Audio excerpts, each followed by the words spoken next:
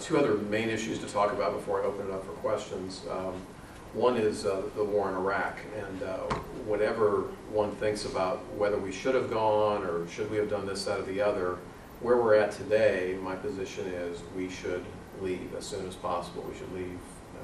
I'm not a military expert. I can't tell you it should be 11 months and 2 weeks. I can't tell you that sort of thing, but I can tell you it ought to be soon, really soon, underline the word soon, but 8 to 12 months, for example.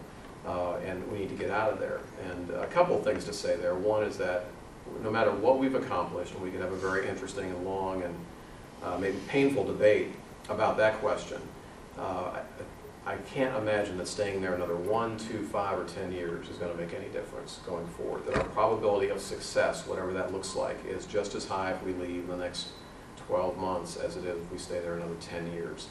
And so that's, to me, the number one reason. I don't picture there being much incremental gain past where we're at.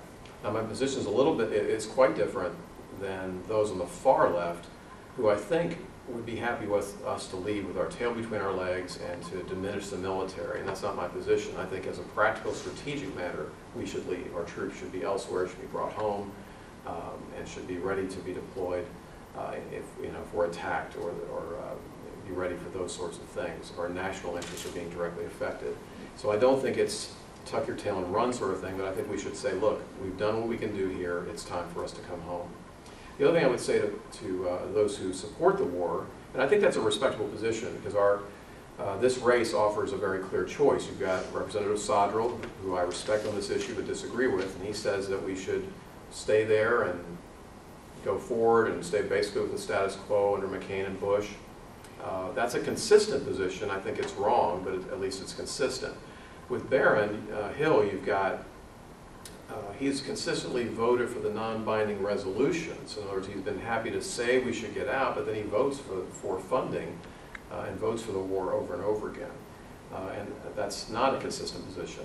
And I think I represent the third position, which obviously I think is the proper one, which is that we should get out. And we don't just say we want to get out, but we actually get out.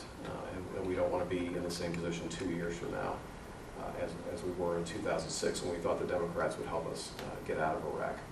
The other thing I would say to those that support the war, which again I think is a respectable position, is that if you really think that's the right thing, then you should back that up by saying we're going to pay for the war and not, again, finance it with debt. Right now we've been running a war, and on top of that, we've been paying for it with debt and devaluing the dollar. We're back to the other discussion we had before. So if you really think it's important for us to do it, back that up by saying we're going to pay for the thing now instead of putting it off on future generations.